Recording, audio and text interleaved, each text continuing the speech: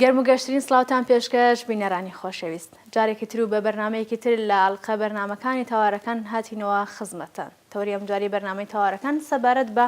پەرەسەندنی هەڵاتنی کچان لە ماڵەوە و لەشفرۆشی یا ڕسپیگەریە. هیوادارم تا کۆتایی بەرنامەکە لەگەڵمان بن. سەرەتاش سەرنجتان ڕادەکێشم بۆ راپۆرتی هاوکارم لەم بارەوە و دواتر دەگەڕێمەوە بۆلاتان.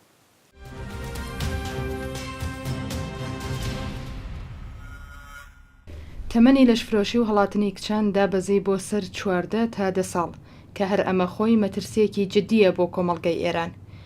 یەکێک لە هۆکارە سەرەکیەکانی لەشفرۆشی لە ئێران هەژاری و فەقیریە کە ئێستا لە ئێران و تەنانەت کوردستانیش بە شێوەیەکی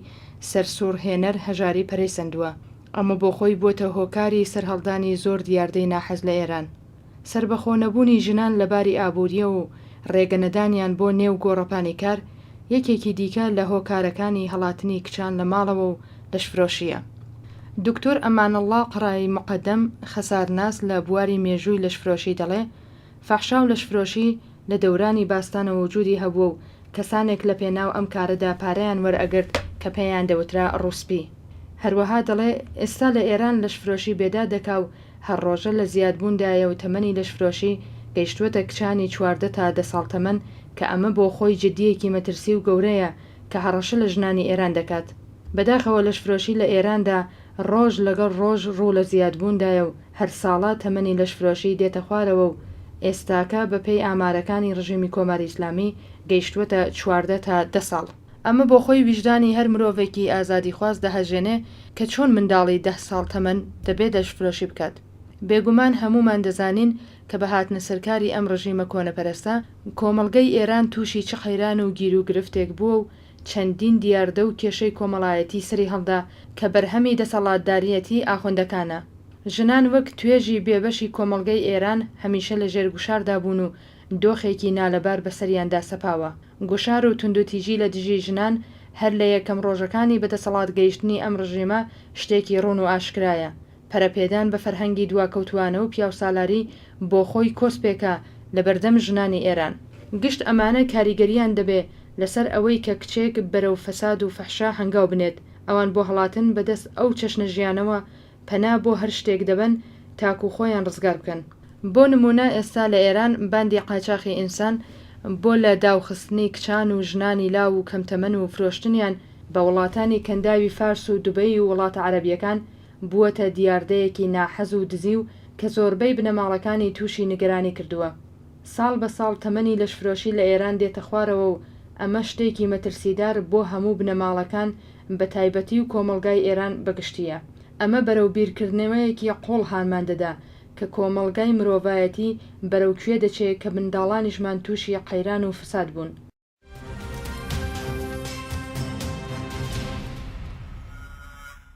سپاس بۆ هاوکارم. تەمەنی لەشفرۆشی و هەڵاتنی کچان لە ماڵەوە دابەزیەوە بۆ سەر کچانی تەمەن 14 تا 10 ساڵ کە هەر ئەمە خۆی مەترسێکی جددیە بۆ سەر کۆمەڵگەی ئێران. کارناسانی بواری کۆمەڵایەتی دەڵێن لەشفرۆشی نەخۆشیە. توشبوون بە هەر نەخۆشیێکیش هۆکار و دەرمانی خۆی هەیە. یەکێک لە هۆکارە سەرەکیەکانی توشبوون بە لەشفرۆشی بێکاری و هەژاری بنەماڵەکانە. بێکاری سەرچاوەی زۆر لە کێشە کۆمەڵایەتیەکانە کە جیاژنی هەڵاتوونە ماڵەوە لەلایەن دەوروبەر دەکەوێتە ژێر فشار. ئەمەش ئارامی دەرونی کەسەکە تێک دەدا و بۆ خۆدەربازکردن لەو دۆخە کە تێی کەوتووە پەنا دەباتە بەر لەشفرۆشی و لە کۆتاییدا دەکەوێتە دوای بەڵایەکی ماڵوێرانکەری وەک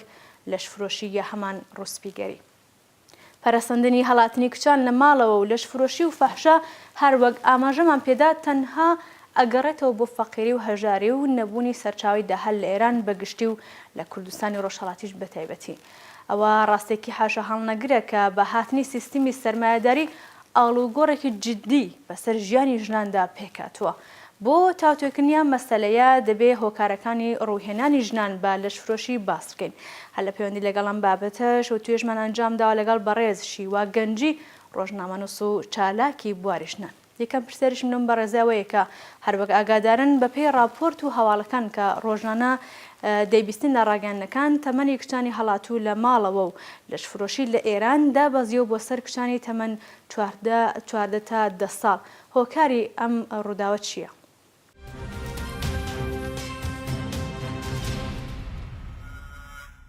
تەنفرۆشی و دەرچوون کەنیشکتە ماڵ دوو مەقوڵەی جیاز کە هەر کامی معنی خۆی هەست و مەفهوم خۆی هەست و دەلایل بە خصوص خاص خۆی هەست وڵێ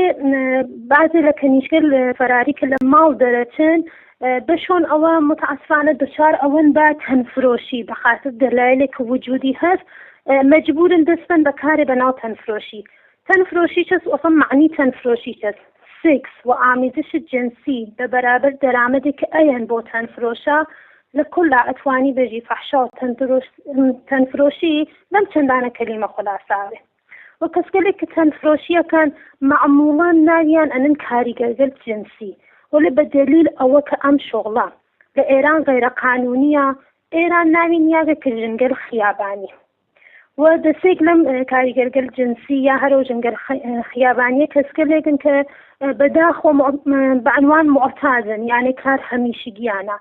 ولی یەک سرێکیان هەست کە بە دلیل فەقر و نەداری دەسان بەم کارە حدود 50% لەم کاریگەرگەر جنسیە ژنگەر متاهلن و جز قشر متوسط جامعه ئێران بەحساتێ و ئەمە دەلایل سن تەنفرۆشی لە جامعه ئێران چتگەلێک حاکمە بەسەر ئێران کە متعاسفانە ڕۆژ بە ڕۆژ بە کاهشە خەریکە سن تێدەخوارەوە ئەکسەر ژنگەلێکە بەخاتر مەسائل اقتصادی دەست بەم کارەان یا کەسگەلێکە بێکارن اعتیاد نەبوودە شغڵە مناسب نەبوودە سەرپەنا و سەرپەرستێکە ئەم قسمەت ئاخریە نەبوونە سەرپەنا و سەرپەرست هەڵەگەڕێتەوە بە کەنیشکەل فەراری و بێخانمانن کە دەست ئان بەم کارە و نابەسامانی کە لە جامعەی کنونی ئێران وجودی هەست دەلایل عومدەی تەنفرۆشی ژنەکانە و طبق آخرین ئامارێکە وجودی هەست ئەلان لەسەر سایتەکانەوە مصاحبەگەلی کە کریاگە سن تەنفرۆشی لە ئێرانە لە حاڵ حازرا 10 ساڵ کاهێشی پەیا کردە و ئەمە هەڵەگەڕینەوە بە قەزیەی دختەرانە فەراری کەسگەلێکن کە بە هەر دەلیلە لە ماڵ دەرەچێت کە بەم کە لە جامعەی ئێرانە هەر بۆ ناوە بە ناو کەنیشکە فەراری ناوی لێ ئەوە بعضێ لەم کەنیشکەلە بە ئومید گەلێ واهی هەڵەسن لە ماڵ تێنە دەرەوە بعضێکی بە ئومید ئەوە تێدە دەرەوە کە زندگی ئارامی بێ بعضێکی بە ئومید ئەوە تێدە دەرەوە کە بە دوور لە فەقر و تەنگدەسی و یا بەسکرد ئارزوگەل و ڕۆیاگە لە نەوجەوانی کە لە ذهنیا هەست بعضێکی بەداخۆ تەک ئاغێکە ئاشنا ئەوێدا و ئەو ئاغا دانیشێت دنیایەک خاص و دنیایەک ڕۆیایی بۆی تەشکیل ئادا هەڵەسێ لە ماڵ تێدە دەرەوە بۆ وەختی ئەوێنێت دوای ئەوە کە لە ماڵ تێدە دەرەوە ئەوێنێ کە لە چ سەرا بێگاگیری کردە بعضێکیش لە کەنیشکەلێکە پا ئەنن بەم حیتا پەشیمانەوە ئەوەنەوە فرز و پەشیمانەوەن لەوە بگەڕنەوە بۆ ماڵ ولی طبق ئاخرین ئامارێکە سازمان بەهدای جەهانی ئەلانی کردە 80% لە کەنیشکەلێکە لە ماڵ دەرەچن لە 24 ساعات ئەوەڵیە متعاسفانە مورد تجاوز جنسی قرارەگرن بەم دلیلە ئیتر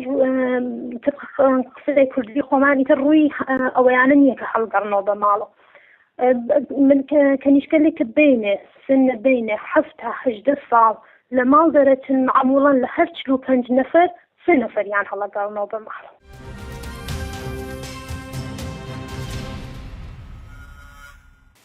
توندوتیژی بنەماڵە چ کاریگەرێکی لەسەر هاڵاتنی کچان لە ماڵەوە هەیە؟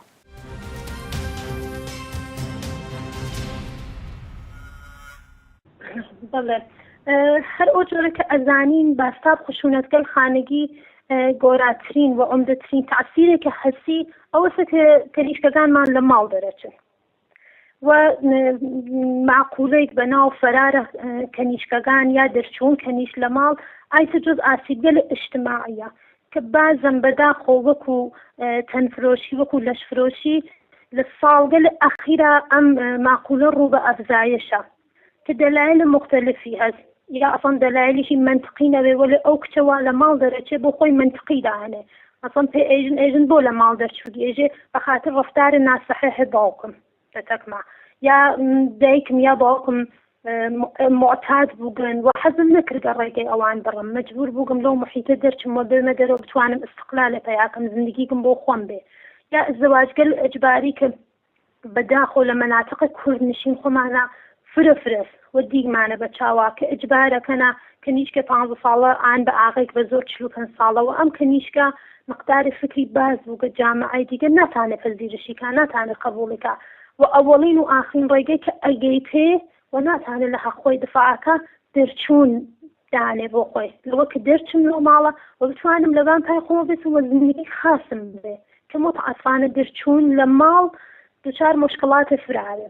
مشکڵاتی تر کە هەست باعثە بێت کەنیشکەکانمان لە ماڵ دەرچێت تەجاوزگەلێکە کە لەناو خودی حەریمە خانەوادە ئەکرێت کە نمونەی ئاخری چەند شەو لەمەوبەریش حتا دانێت لە شەبەکەکانی خارجی پەخشی کردەوە کە کانمێ ئەفغانی چەندین ساڵ مۆرد تەجاوز بەڵکی قەراری کردو کە ئایسە کەنیشکە 4 ساڵەی هەست و کەنیش مناڵێکی 3 مانگە لە سکیا حاملەس کە لەناو مەناتق خۆمانیشا چتکەل ئاوا هەست باعثە کەنیش دەرچێت لە ماڵ چۆن ڕووی نییە بێژێ بە باوکی بە دایکی یا بە هەر کەسێتر ئەمین ناوێنێ کە بێژە من متعەسفام مۆرد تەجاوز قەرارم گرگە و هەڵە سێ ڕێگەیەک نامەنتقانە انتخابەکە ئەویش دەرچوون لە ماڵە و ئەواقب و حساسیەتی کە لە دەرچوون لە ماڵە و هەسی بۆ کەنیشکەکان بۆ کوڕەکان فرە کەمڕەنگتر و مڵایمترە و حساسیەتی کەمترە و جامعەی ئێمەش بۆ دیرە تواشای کەنیشکێکە کە هەر کەنیشکێک لە ماڵ دەرچوو کەنیش خاسێ نییە و ئەتوانن فرە ڕاحەتێژن پێ ئەو کەنیشکە لەش فرۆشە ئەخیرا نیشتانە لە مەسئولەکان دەوڵەتی لە ئێرانە ئەعلامی کردە کە سنێ دەرچوون کەنیش لە ماڵ 9 ساڵە بەنا بە گزارش دانێت لە سازمانگەل دەوڵەتی دەرسەدە قابل تەوەجۆی لە کەنیشکە کە لە ئێرانە دەرەچن سنیان 16 تا 20 ساڵە کە ئەم گروپ سنیە ئاسیب پەذیرترین ڕەدەی سنیە لە بین کەنیشکەکانە بە نەزەر ئەگەی تەوەجۆ نەکردن بە خاستەگەل کەنیش کەم سن و ساڵ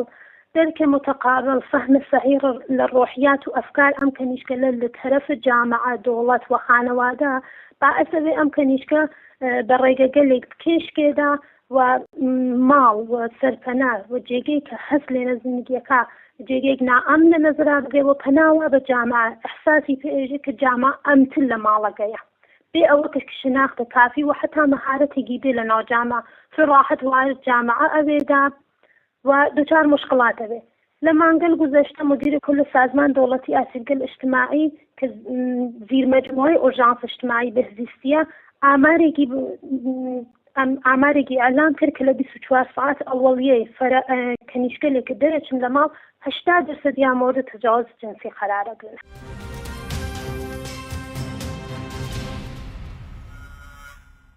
بەرپرسانی کۆماری ئیسلامی بە مەبەستی لەناوبردن یا کەمڕەنگکردنەوەی ئەم خەسارە کۆمەڵایەتیە تا چ ڕادەیەک هەوڵیاندا و لەم پەیوەندیەدا چالاکیان کردووە.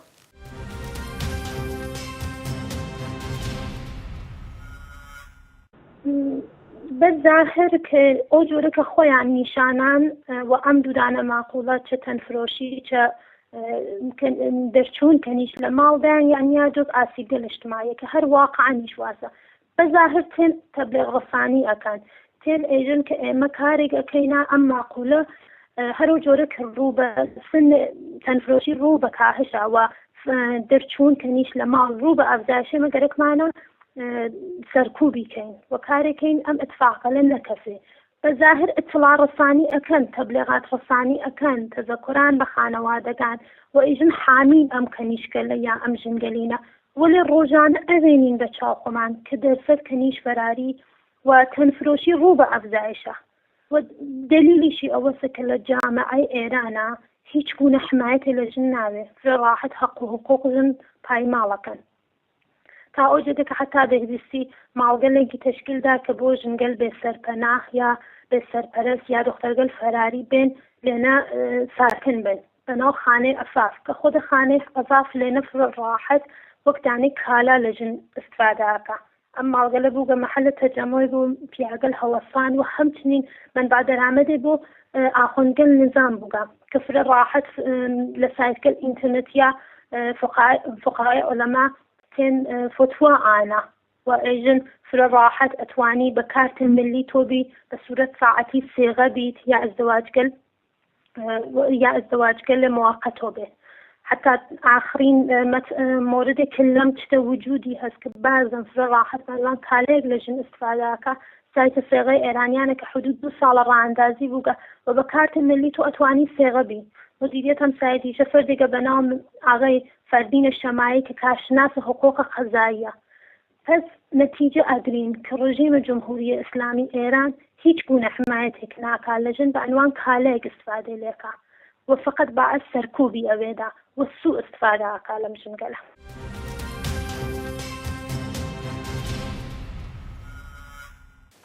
سپاس بۆ شیوە گەنجی ڕۆژنامە سوود چالاکی بواری ژنە. ژنان لەم سەردەمەدا توانیان لە سوچی ماڵەوە بێنە دەرێ و لە بەشی بەرهەمهێناندا بەشدار بن، بەڵام ڕاستیە مەسەلەی ئەوەیە کە نیزامی سەرمایەداری سەرەڕای ئەم تایبەتمەندیە ژنانی وەک ئەمراز و کەرەستەیەک بۆ ڕێکلام و فرۆشتنی شمەکەکانی کەڵکی لێوەردەگرن و لە هەمان کاتدا کەڵکی جنسی و ڕەگەزیان لێوەردەگرێت. یان باوەتایەکی دیکە هێزی هەرزانی ژنانی کڕیوە و کری ئەوانەی لەگەڵ حەقدەستی بەرامبەر لەگەڵ پیاواندا بێبەش کردو. لە هەمان کاتدا کە ژنان لە سەردەمی سەرمایەداریدا گەشایان کردو بە هەمان ڕادەش کۆسپ و تەگەرا خراوەتە بەردەمیان بۆ گەیشتن بە مافە ئینسانەکانیان. ژنان هەرچەندە لە زۆربەی بوارەکاندا کار دەکەن بەڵام هێشتا فەقیرترین و هەژارترین چینی کۆمەڵگەی ئێران.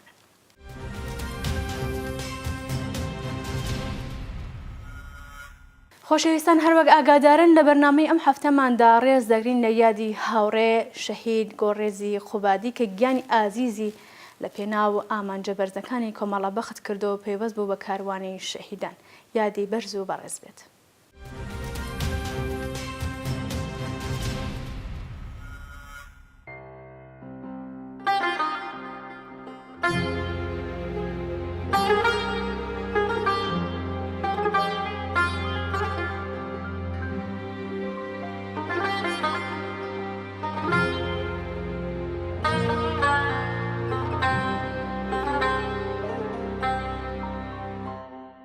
بە یادی هەمیشە زیندوی هاوڕێ گوڵڕێز قوبادی. هاوڕێ گوڵڕێز قوبادی ساڵی 1330 لە شاری سنا چاوی بەژین هەڵێنا. تاوەرگرتنی دیپلۆم درێژەی بە دەرس خوێندندا و لە دوایین ساڵەکانی دەرس خوێندن لەگەڵ کاروباری سیاسی ئاشنا بوو. هاوڕێ گوڵڕێز ساڵی 1351 لەگەڵ کۆمەڵە و سیاسەتەکانی ئاشنا بوو. پەیوەندی تەشکیلاتی بەرقەرار کرد و بەم جۆرە پێی نایە دەورێکی نوێ لە ژیانی خەباتکارانەیدا. هاوڕێ گوڵڕێز لە ئاوایەکانی دەوروبەری شاری سنا خەریک بەوانەکەوتنەوە بوو. زۆر زوو توانی لە نێو خەڵکی کرێکار و زەحمەتکێشدا پەیوەندیەکی پتە و قایم پێک بێنێت و بە هاوکارێکی زۆر خۆشەویست و جێگەی متمانەی خەڵک. ئەو دەچووە نێو خەڵکی زەحمەتکێش و سەبارەت بە دەرد و ئازارەکانیان قسە و باسی دەکرد. ساڵی 1356 لەلایەن کۆمەڵەوە بۆ کار لە نێو کرێکاراندا نێردرایە تاران و لە کارخانەی قڕقڕەی زیبا خەریکی کارکردن بوو. هاوڕێ گوڵڕێز لەم ڕێگەیەدا ئەزمون و تەجروبەی باش و بە کەڵکی بەدەستێنا. ساڵی 1357 کاتێک کە دەنگی ناڕەزایەتی و ئیعتراز لە ڕژیمی پاشایەتی بەرز بووەوە، هاوڕێ گوڵڕێز هاتەوە شاری سنە و لە خۆپیشاندانەکانی خەڵکی ئەم شارە بەشداری کرد و لە پێشەوەی خۆپیشەندەران بوو. ئەو یەکێک لە دامەزرێنەرانی شورای ژنانی شاری سنە بوو. لە ڕێخستن و پێکهێنانی شورای ژناندا ڕۆڵێکی سەرەکی هەبوو. ڕۆژی 9 خاکەلێوەی ساڵی 1358 هەتاوی هاوڕێ گوڵڕێز قوبادی هاوڕێ لەگەڵ چەند کەسی دیکە لە هاوڕێیانی ئەکیپی پزیشکی کۆمەڵە لە کاتی چوون بۆ یارمەتی گەیاندن بە خەڵکی تورکمەن سەحرا لە ڕووداوی ماشیندا گیانیان بەخت کرد و بەم جۆرە گیانی ئازیزیان لە پێناو یارمەتی گەیاندن بە خەڵکی کرێکار و زەحمەتکێش فیدا کرد. پێویستە لێرەدا ئاماژە بەوە بدەین کە هاوڕێ گوڵڕێز و فەریدە زەکەریایی بوون بە یەکەم ژنانی گیانبەخت کرد و لە ڕێزەکانی کۆمەڵەدا و وەک ئەستێرە گەشەکانی ئاسمانی چەوساوەکانی خەڵکی کوردستان و بەتایبەت ژنان بۆ هەمیشە دەدرەوشێنەوە. یادی هاوڕێ گوڵڕێز قوبادی بۆ هەمیشە لە دڵماندا زیندووە.